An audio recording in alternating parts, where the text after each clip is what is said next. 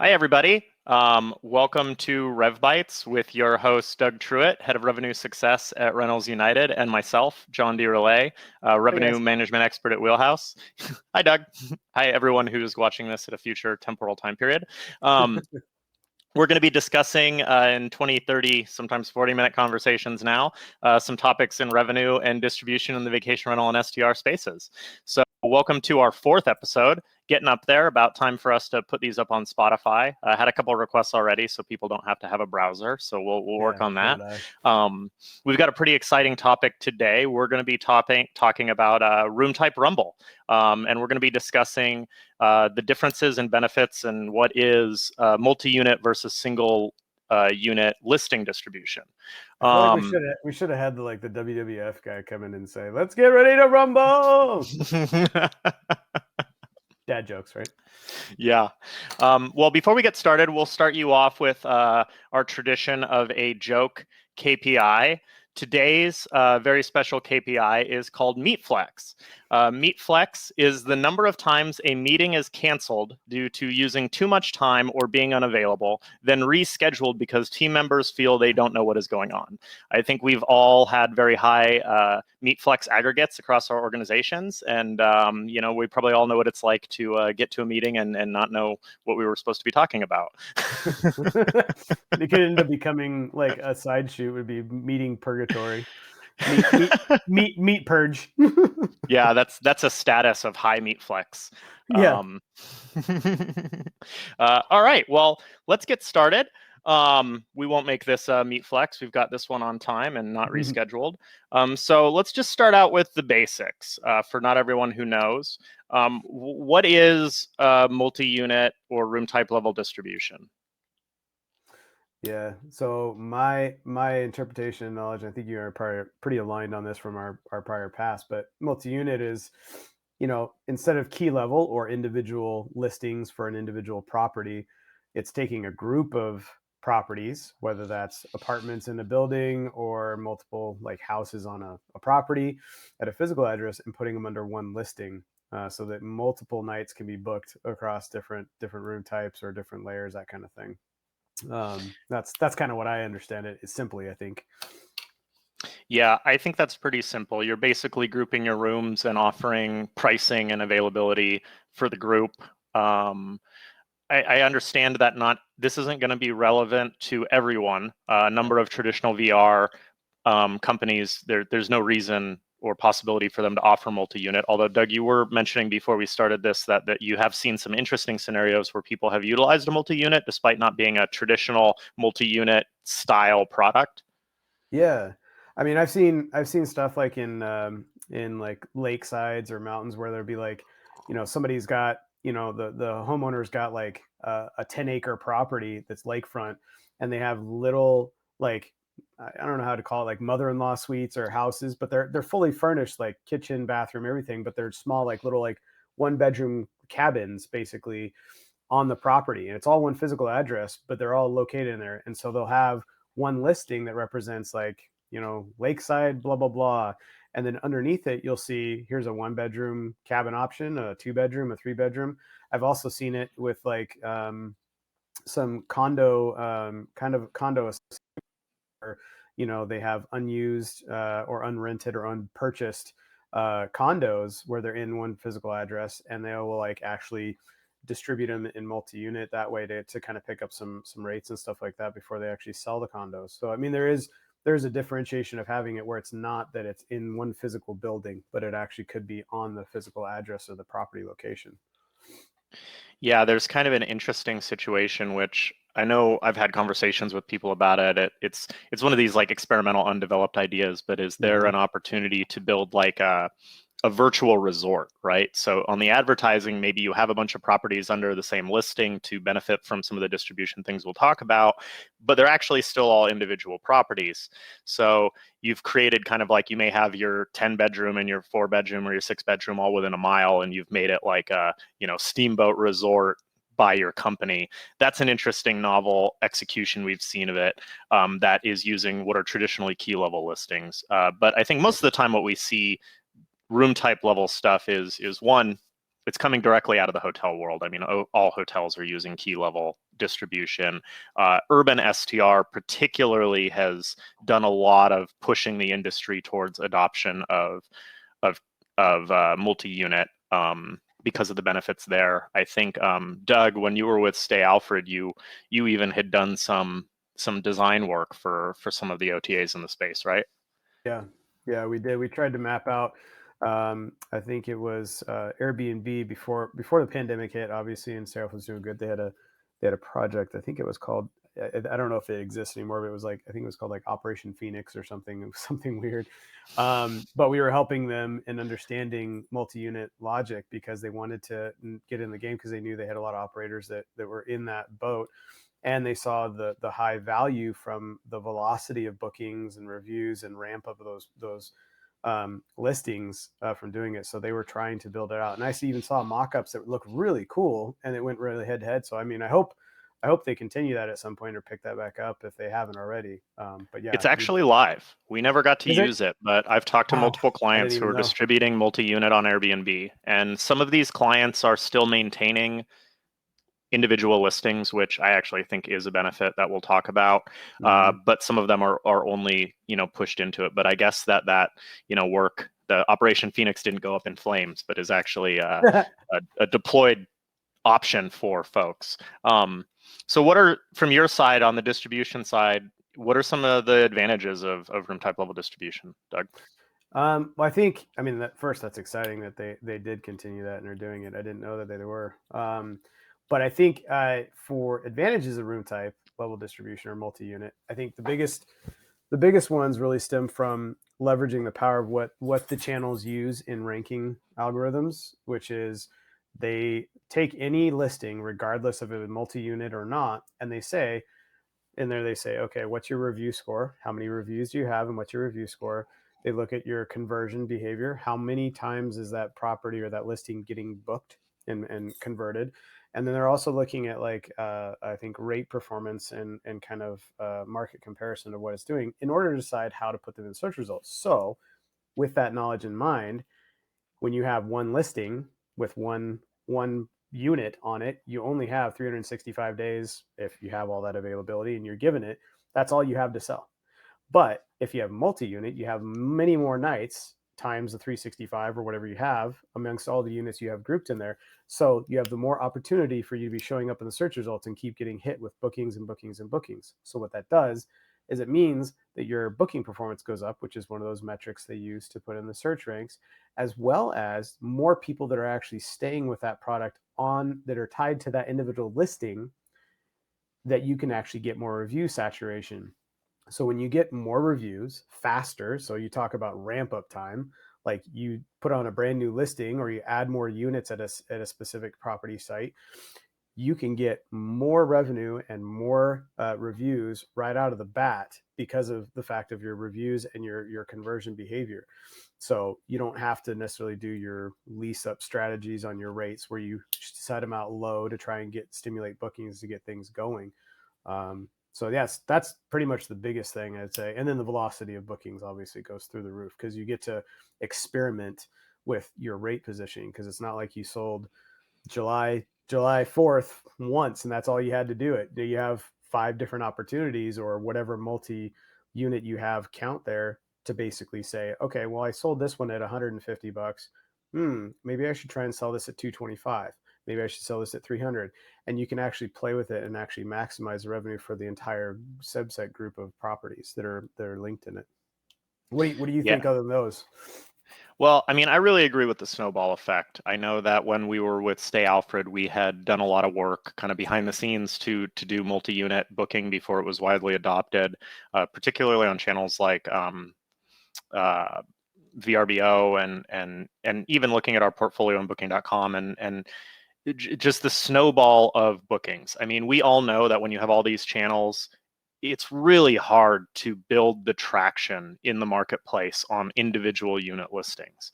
Yeah. And especially if you have someone in your marketplace who has 10 listings, or 10 units under a listing, they're potentially bringing in 10 times the bookings, 10 times the reviews, and you're just not going to be able to catch up. And so having that snowball effect is huge. I remember we were able to do some multi-unit booking through VRBO really early on, and we had properties like in the Harbor Steps where it would be one listing, it would look like an individual unit, but there would be like 600 reviews on it.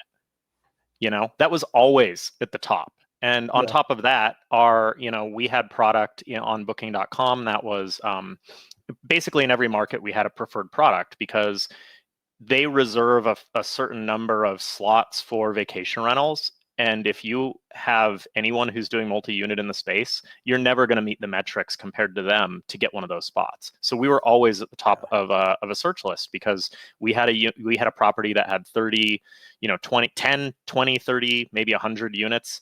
And that single vacation rental listing competing with all the individual listings just looked like it was blowing them out of the water constantly.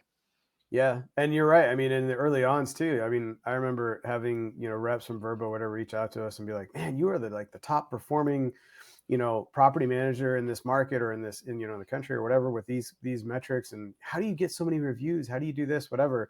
And we're like, "Well, we're unique because we have the same properties and the same room types at the same physical address. So we just basically, as a booking came in, we had remember we had the OTA support team, and in the early days it was on your sales support team, who basically were just Tetrising every reservation that came in. They go and move things around and align it so that it was the most optimal for availability. And I mean, there was just bookings coming in all the time, and they just moved them around to make them happen. And the reps were just like, they were like, "Well, wait, oh, I guess that does work." And they were like, like we almost kind of helped them understand a little bit like that the platform can work that way and it makes sense and it was right. And so I think we were probably one of the pioneers to actually show like Verbo or some of the other ones like, oh, this can be done and it can be done well and works out just fine. I'm surprised a Verbo rep never came to us and they were like, "Wow, this is amazing. Your single listing at the Harbor Step booked 457 nights last year." Like, I know. Okay. Like, you have the data, what happens. Like, Yeah, you'd be like, it's 70% occupancy. yeah. 70% occupied with 400 some odd nights. Wait, hold on a second. How's that possible? But I do think we touch on something that's interesting, because something I've been talking to a lot of customers about with multi-unit is really becoming a benefit of this STR vacation rental space is what I would call a blended distribution strategy. Because multi-unit, if you're on a hotel channel, that's the norm. That's the standard. They've built out the ability for you to put individual listings, but if you're a consumer, it's kind of annoying to look at individual listings on those channels. They're really set up to be able to provide a lot more data at once. Whereas the opposite is true on VR. They're set up for individual listings. You assume you're looking at an individual listing. You don't necessarily know who owns the listing because of the way these channels work. And I think that where we're headed and where we in our industry have the flexibility to go is in this blended strategy, which is compete on the terms of the channel. If you're on booking.com or Expedia, invest in your multi-unit listings to compete there. But that doesn't mean you shouldn't still compete individually on the individual listing channels. You actually get additional benefits there, because the limitations of multi-unit is generally all your units are going to be priced the same. You go to Airbnb, where people look at all these listings, they may not even know they're looking at a similar listing or a listing run by the same person or even in the same building. You can actually price and market those to different segments because there's individual listings for each room. And what you end up having the flexibility to do, which the older infrastructures don't, is you can now sell the same product at different price points and with different marketing strategies to market towards all the different consumer profiles that are available in the marketplace. I don't think hotels are going to be able to do that. I mean, the whole thing with hotels is they build the whole hotel based on the segment they're going to target. Yeah. Well, I think we only have to build our marketing to it. Well, one thing I remember that you and I did that was a fun little project at Stay Alfred where we did a beta test is we actually took our properties and say we had like a 1-bedroom room type, and we actually broke it up into 3 1-bedroom room types. And because the availability feed is feeding from those units, it didn't matter that we had 2 different room types that were the same, because when one of them got booked or whatever, it would basically take the availability from all three of those room types.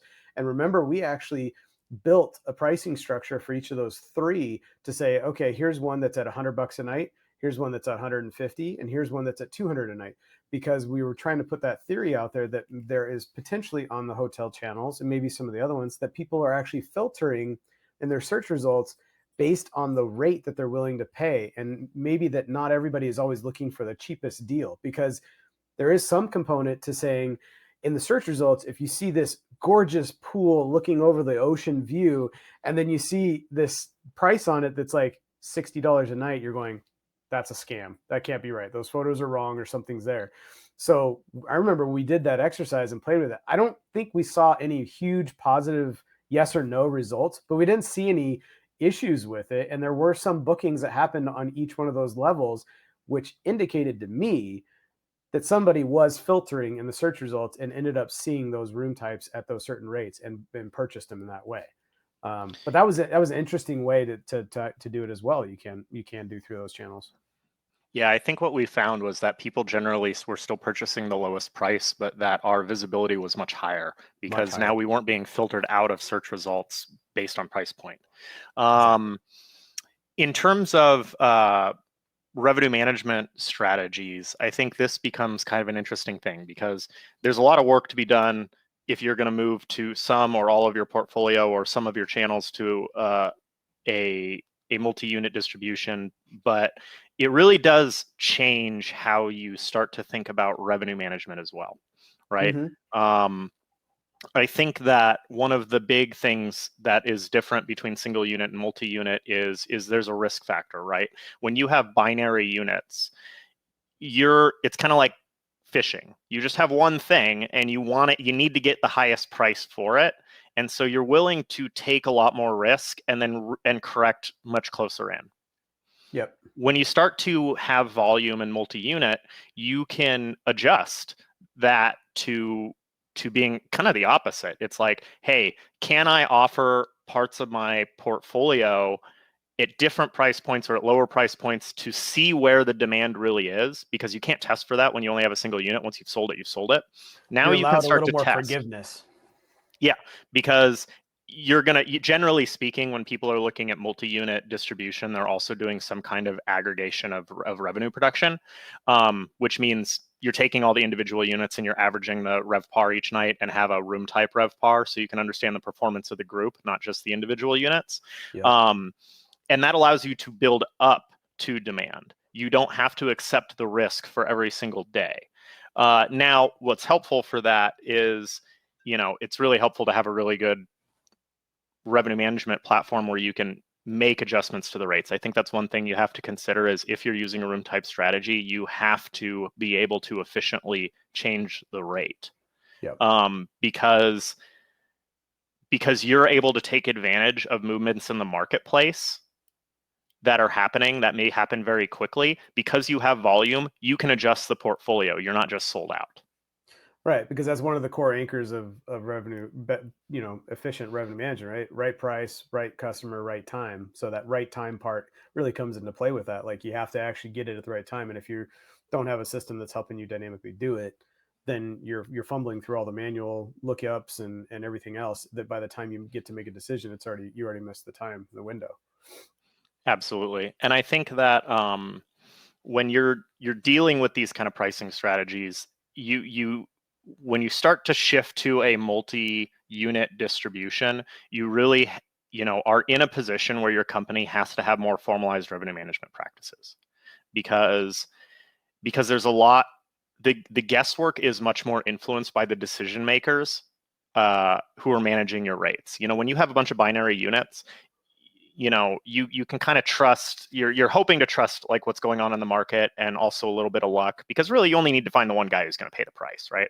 Right. When you have lots of units, your risk is substantially increased. If your price is wrong and nobody's buying it, you're not just affecting one unit, you're affecting the entire group. So you have to have people you have to really formalize those processes. I wouldn't recommend that teams that don't have revenue management processes switch to multi-unit booking, because you're actually increasing your risk and you're not in a position to take advantage of the actual optimization opportunities there. You know what? That actually has makes me think of a thought that we probably should like consider for another episode. But like the consideration of a strategy for like an opaque channel to be able to feed like a really high rate to back up with that strategy, and be like, see if there's some kind of like, hidden bidding type of thing that could happen where you could put stuff out there and see if somebody will buy it at a really high rate without really seeing what it is or how it is. I think what was it, Orbits or whoever did that before, did the opaque stuff, where you wouldn't be able to see the property, but you could see the rate or you could see the quality, the star level of it. But like maybe that would be something. I know it's a little off topic, but that's a thought I had with that type of thought, because the reality is like what you're getting at, in a good big piece of it, is what we face at Stay Alfred, which I think was easier for us to change the behavior, which was starting rates out high has been historically what the kind of industry has been doing. Start them out high and they finish low because they're making all those micro adjustments at the finish line when the inventory is about to expire. And I think towards the end of Stay Alfred, we were able to see that we could bring things down farther out and then hopefully try to scale things up at the end. And it wouldn't necessarily go way up, but it definitely would not drop way lower, and we could actually navigate that in some degree. So I think on the binary, type of inventory, the single unit, non-multi-unit stuff, it would be interesting to see how there could be some strategies that we could figure out to get people to stop being so high far out and try to take a little bit of risks, but not so much that it's way low and they compromise the RevPAR for their hosts and whoever else far out. Yeah, I think the principles still apply. We used to call it a divot, where if you're Mm-hmm. not sure if there's actually booking going on, just at a different price point, with multi-unit, you can just offer some of your units there and then change the Yeah. price. But I think for people who have more binary listings, uh, it's important for them to look at their portfolio and maybe choose a subset of units that they use to test for demand if they're not really sure if they're optimized or maybe there's more opportunity in a window. So if you have some units that, maybe the owners are real hands off, or you control the ownership, or maybe they're not great performers anyway, so you can take the risk because it's not going to affect you. You can take those and do rate experiments. You can offer them a little lower and just see like, hey, are people booking this at a lower price point? Maybe that means I'm too higher priced in my portfolio in general, or I don't want to take as much risk, so I'll adjust the pricing. So you can use those to generate demand signals. And that is the core of multi-unit revenue management strategy. Mm-hmm. Those principles can be applied to people who have binary listings. They need to do a little bit of thinking about what properties they can use to generate demand signals and which ones they want to make sure take advantage of the optimization, right? Yeah, ones where the expectations for the RevPAR or the gross revenue that the host is looking to get is at a lower threshold where they can play with the rate, where other ones in the same market are higher and that they have more sensitivity around what they can actually do with it. Absolutely. So let's talk a little bit about like the actual nuts and bolts of this, because this stuff is really, really complex. Yeah. Why don't we start with Reynolds United? I know Reynolds United has some options to do it. That's partly why Stay Alfred went with Reynolds United early on, as you were really the only ones that had the option for us to do multi-unit. I think Mm-hmm. that's been expanded, but let's start there, and then I'll give a little bit of insight in what I've learned as well working with clients with Wheelhouse. Yeah, I think from the Reynolds United side, the reason why the multi-unit works really well, or the grouping, I should say, is because when you feed over your properties, it doesn't matter if you're doing multi-unit or you're doing key level or binary units, like you're feeding over 1 unit worth of content, availability, and rates. You're feeding that over to us. Once it's inside of Reynolds United, for those channels that do support multi-unit logic or the ability to do multi-unit listings, um, you basically inside of Reynolds United are able to say, I want apartment A, B, and C all to go to this listing ID on this channel. And essentially what happens is the system will automatically add up all the available nights you have for each of those units, because you're sending over individual availability for each one of them. And then it averages the rate that you have for each one of them and puts it all in as one rate that goes out to it, because obviously you can't do multiple different rates like we talked about. So Reynolds United's technology within that was pretty robust to be able to work with the channels in order to make sure that we were in compliance with all the API specs and everything to aggregate those things and actually send them over the right way. And that includes minimum length of stay settings, right? That also includes minimum purchase restrictions in some regards. So it's like if you're feeding over to us a minimum length of stay on one unit that has a 3-night minimum on this certain range, and you have another one that has a 2-night minimum on this range, it's going to take an average between all of that and actually put it together. So it's really unique and dynamic the way it works. And I know some of the other folks out there have figured out some of it too, but it makes it really nice that we have that for our clients as an ability, because if you have not thought about it before, and you're like, well, actually, I do have multiple properties at the same physical address or within that area, like you should reach out to us and talk about the strategy on how to do that, because we could actually help you get better reviews, better performance out of listings, and just overall get more attention to your properties in that area. Yeah, the nice thing about because really what you have to think about when considering a multi-unit strategy is there's a couple different places where this can occur. The first is the channel. Does the channel support multi-unit, right? Yeah. The second is you can do it at the channel management level, right? Which is one of the benefits of doing it through Rentals United is there's a lot of flexibility. You don't have to give up your single unit strategy. You can create the blended unit, or if you're not very experienced with it, you could just do it with one property. You don't have to be all or nothing. And then we also see a number of PMS options to a varying degree of granularity are starting to allow for this kind of logic. So depending on what you're trying to do, you kind of need to identify what product and where you're going to group those units. You know what I mean? So that ends up being really interesting. I know a real example is before we started working with these companies, we helped an operator in Spokane get a apartment hotel online with Streamline, and we did a blended strategy. We used their single unit logic, but then we used Rentals United to group all of those units on the hotel channels, so it looks like a hotel, whereas it's still single unit on all the rest of their distribution. Right. And we were able to kind of combine those. So Rentals United offers a really good option. I don't know if BookingPal does something similar. In terms of the PMS side, I have some familiarity with the different sources. It seems to me like Guesty has a Roomtype logic. Theirs tends to be a little bit limited, whereas if you're using a Roomtype logic, you pretty much only use a Roomtype logic for pricing and length of stay. You can no longer individually price your units. Your individual advertisements get pricing from the Roomtype. So everything is priced and restricted the same way. Yeah. Streamline has different logics, right? They can do either a resort logic or individual logic, and they also have the flexibility of connecting with a channel manager, so you could do it there too. So there's a lot of flexibility in Streamline. A little bit complicated though, because there's a little bit more, so you got to really nail down what it is you're trying to do. There's a lot of bells and whistles with Streamline, and it's a great PMS because it actually has lots of options for you, but sometimes finding all those options and making them successful does take a bit of brain through the wall a little bit. But yeah, you got to have a distribution Rain Man to understand how all these things are connected sometimes. My VR is actually one of the more interesting Roomtype logics that I've seen, which surprised me in that it's extremely flexible. For one, you have these like a lot of the time you'll see what people will call a parent and child listing, right? So the parent is like the room type, and then the child is all the individual rooms. In my VR, you can price both the room type and the individual units separately. And furthermore, you can assign rate plans from the room type from a unit. So you could either have fully different pricing and length of stay strategies that you're developing for a room type. You can also automatically just pull it off of one of the individual units.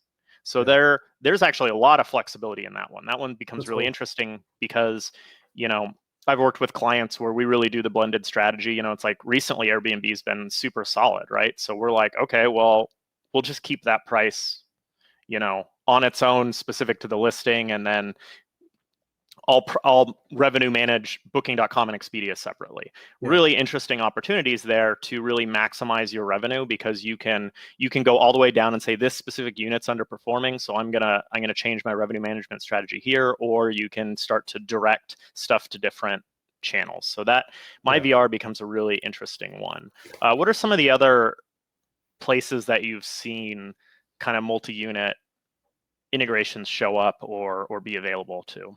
I'm sure other people are Um, doing it. yeah, I mean, there's quite a few out there. I mean, there's homegrown built stuff too. I mean, I know people who have like use Salesforce as their PMS. Basically, they've custom built it, and they can actually customize that to feed things, and then whatever way they want to do it. The intermediary is key there. So having somebody like Reynolds United or a channel manager that they can actually feed something to them in the right way to get to where they need to go out multi-unit will help. Um, I'm assuming some of the bigger clients that have a bigger tech team or whatever can probably take Salesforce and do direct integrations to some of the channels that may be able to potentially do the multi-unit. But a lot heavier lift, obviously, and maintenance that comes with that. One thing I would though like to talk about that I was thinking about when you were talking is a couple of things with regards to like qualifications or even almost requirements of some of this stuff is or things to consider, I would say, before wanting to jump into multi-unit is things like on my VR, which I don't know it really that much. But one thing to consider would be is if you are wanting to do multi-unit logic and you have different units and you're going to feed different rates or whatever, totally fine. But you better make sure that all your taxes and fees are the same for all the units. Otherwise, your inbound of reservations that get confirmed and booked will get kind of messy within your PMS with regards to the taxes and fees. Because usually most PMSs are the source of truth when it comes to taxes and fees, where it's like things come in and it's like this is the taxes and fees that came up on the calculation of the reservation. So you may have discrepancies when reconciling and things like that happen. So taxes and fees are a big one. And then the other consideration is, you mentioned about channels that can do it or support it. One of the biggest deterrents, I think, from doing multi-unit logic is any channel that really owns the calendar, is a term that we used to use a lot of times. If they own the calendar, it's really hard for you to do multi-unit logic because, for example, like Airbnb, they own the calendar, and that means it's usually linked to channels if they're full merchant on record and have no commission modeling, but they own the calendar in the sense that when you feed the availability and price over to them, they have the calendar and then they put a booking on that calendar. Well, that booking on the listing site stays on those dates and it stays on that calendar. If you were to try and move it in your PMS, it's still showing up there. And we ran into this problem at Stay Alfred, but we would have bookings that would come in on a property and we wanted to move that booking to another unit that was the same exact unit, or even somebody wanted to move to a different place, and you can't just move it and have it done. You actually had to go through Airbnb, through customer service, and you had to get the customer service to verify with the actual guest that it was okay to move that reservation to a different unit listing or a different place in order to make sure your availability on that channel freed up and stuff. So it's kind of difficult to think about multi-unit when it comes to any channel that owns the calendar, so to speak, in that regards, if that makes sense. Yeah, so to kind of recap, two of these things that you mentioned are one, when you're setting up groups to group room types, the fee and tax structures need to be the same. Yes. Otherwise, you're going to have problems. Two, understanding the channel capabilities themselves is key, because sometimes you're going to choose to work around it, but other times like it just won't work. So with that Yeah. Airbnb example, you can move listings, or you can move reservations on the back end maybe, but you're not going to reopen your availability to resell the nights. Nope. Um, And you I potentially think are blocking off two different listings for one it's true. reservation move that doesn't yield you better conversion on the channel. Correct. And then I think another one we can bring up is double bookings. People talk about double bookings a lot, Oh and yeah. I think the answer to this, particularly through the channels like Expedia and Booking.com, people are, it's not actually a solvable problem. You are going to open yourself up to some double booking situations because of the way those channels hold availability. Yes. We used to talk about way back in the day, I haven't heard the term very much recently, but 4 or 5 years ago, people talked about the double dip, right? So Yeah. when Airbnb or VRBO was building integrations, part of what they built in, because they were doing individual listings, is they did something called the double dip, where when you were a consumer and you put in your dates, it pinged the cache for availability. But when Right. you went to book it, it also pinged the PMS to check the availability again to Yep. avoid those double bookings. Expedia and Booking.com, they don't even do a single dip. They No. cache all your availability, and they do it just in a grid. It says for this night, how many rooms are available. So they don't have any way to check if your availability is consecutive. Yep. And So that's I where the think double bookings come in. I think the biggest thing you're getting at, and I had there was a client that recently I did this in-depth explanation about it.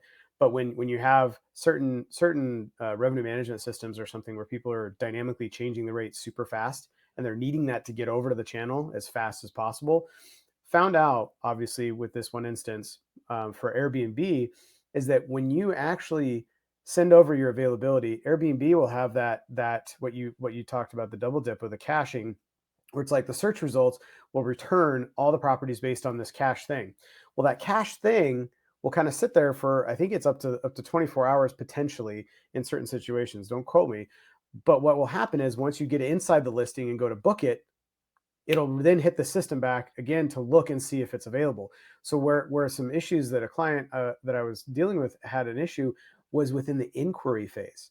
Because when somebody inquires on Airbnb and says, "Hey, looking at these dates, I'd like to do this," they wait for the host to reply back. They're looking at the dates of what they wanted, and up until the time when they go to convert it, it's saying it's available. And then when they go to book now, it rehits the system to look and see if it's available. And if it's not available anymore, then they can't book it, and the client is going, or the guest is going, "I can't book it. I want to book it, but I can't book it." So it's a very interesting dilemma of the double dip or double check or whatever you want to call it, that causes some problems that maybe even, in my opinion, this could go into another episode, but causes false positives with regards to how much your product is actually really getting looked at for what it can actually potentially book, right? I mean, if you're getting search results based on something that's cached, but then you really can't book it because it's not going to be able to convert, like that's a false negative or a false positive in my mind of what it is. So Yeah. And I think on the other side, because at the very least, it's preventing the double booking. With yeah, the hotel channels, it's not going to get solved, no, essentially. Like hotels don't care, right? They, first of all, they overbook. Second of all, they can just check you out of a room and check you into another one, and they don't assign your room. For right. us, it does matter, and this You're is where assigned at the time of booking. yeah, and this is where having some of those resources really comes in if you're going to consider doing multi-unit booking, Yeah, because for the most part, you probably have the availability and you just need to move some reservations around, but someone yep, has to do it. yeah. Because you may have, let's say, one night available on a Friday and one night on a Saturday, but they're two different units. If you move the Remember, reservations around, you can probably make that available and put that guest in it, but you do do you require someone to do it. remember our initiative at Stay Offered? One of our biggest dream things or products we wanted to build was Auto Tetris. Yeah, we didn't figure it out though. No, we didn't. I think we were getting close though. Jared, who was our senior engineer in the tech team, he was actually he was working on something that would do some of the baseline stuff of the moving certain reservations for you automatically. And I think if we would have stayed in business longer, they would have figured it out. That would have been huge. Yeah, and I'll mention her name, Alex, who's working at another company right now. Yeah, She figured out a way to reorganize the tape chart to maximize the availability, and we that did was that on super accident because we were onboarding a hotel that had a bunch of reservations. We had to figure out how to place them in the tape chart because they didn't assign rooms because it was a hotel, and we were like, how do we assign all these reservations to rooms? Dude, the best things happen from accidents, in my opinion, on Yeah. everything I've ever done. And you accidentally discover something, and you're like, "Oh crap, what did I just do? Oh, that's amazing!" Like, Yeah, the tape chart looked like all these beautiful inverted pyramids because everything was just what it did is we listed all the units and then it placed the longest reservations first as it went down and would look for the first available unit. So it just created all of these totally consolidated date periods, essentially. it was like virtual Tetris on its own. Like it's just like, here comes a reservation. Oh, put it right here. It was like perfect lines every time. It was awesome. I remember You look at we the had tape this chart, and it was like a pyramid. Remember, it was like it was gorgeous. And what was really funny is I was leading this project to figure out how to do this, and I didn't know how to do it, right? And so, as any good manager should do, I had luckily hired an entire team of people who were smarter than me. So, So I went to this team and I was like, okay, guys, whatever you're doing, like, stop. We're going to have a competition. We're going to spend the next 3 hours, and whoever can solve this problem gets lunch. And not only was it just a ton of fun, and we actually developed a bunch of things that came out of it that weren't related, because everyone was trying to figure out this fun, novel problem, having a creative experience, working together, working individually. And so people figured out things that ended up affecting us in other ways. But out of that 2 hour blast, Alex came up with a solution that ended up not only solving this problem, but becoming a framework for that kind of Tetrising and tape chart optimization. Well, so if anyone wants to build that out, maybe we'll talk about it. And I'm not surprised. I mean, shout out to Alex if she listens, or anybody else, you know, that knows her. She is a brilliant mind. She was super smart. Yeah, if anyone convinces her to come work for them, they're really lucky. They are very lucky. Yeah, seriously, she is genius. Yeah. Okay, well, we're at about 40 minutes, so this has, I think, been a really fun conversation. I think we actually covered most of some of the key points in the conversation, but why don't we talk a little bit about where we come from, and then we'll sign off for today.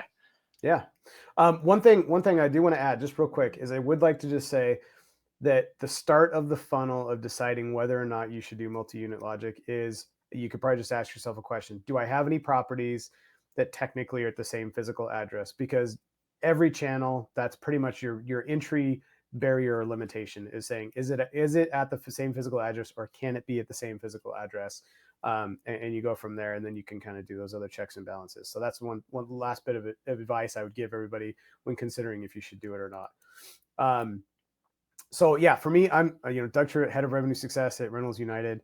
My goal and my initiative is we're trying to help our clients with their distribution, revenue management type strategies, really getting some transparency to them with their data and bookings, and understanding what is happening for their product, and how they can actually just stay on top of things, care about the things that are doing really, really well, and the things that are doing really, really bad, and not having to pay attention to all that noise right in the middle that is just normal business doing what it should do. So that's me. That's what I'm here for. Our connection is really super solid. We're a premier partner on a lot of our channels. So please, if you haven't, reach out to one of us, myself. We'll get you in touch with somebody. We can talk about your multi-unit if you have an opportunity for it, as well as any other channel needs you may have. Awesome. Thanks, Doug. And my name's John DeRelay. I'm the Director of Enterprise Sales at Wheelhouse, and a revenue management veteran and expert. If you haven't heard of Wheelhouse, we're a dynamic pricing revenue management platform specializing in the short-term rental and vacation rental space. Not only do we have a fully matured, completely, like, by far the best pricing model in the space, using both predictive pricing and a bookings-based model that's fully matured over the last 6 years. We also have developed a UI that really caters towards usability for both small customers and especially enterprise clients. I think people have probably started to see us be really loud recently. You'll continue to see that as we kind of take our place as the best revenue management platform in the space. And on top of that, we're a fantastic team that's made up of operators and revenue managers and people who are experienced in the industry. And we'd just love to have a conversation. And if you can tell from listening to these, we'd love to not only talk to you about Wheelhouse, but also help you work through the other problems that we know are all interrelated in the industry. Yeah. Hey, one shout out we should probably mention, and maybe do it on the next couple of episodes before it happens, but John and I are both attending on behalf of our mutual companies to the DARM conference in South Carolina in August for the data and revenue management conference. We'll be speaking at some of the sessions or some of the breakouts, and then hopefully I think maybe we'll try and bring some gear or something, and he and I can do a podcast from the conference. That would be pretty cool. So stay tuned for that. And if you haven't signed up, sign up. Yeah, come to DARM. Come check out Doug's awesome equipment. If you're all wondering how Doug has such high resolution video, like, he'll tell you about it. I will. I'm a nerd through and through. All right. Hey, Doug, great speaking with you, and everyone have a great week. Always. See you. Thanks, everybody. Bye.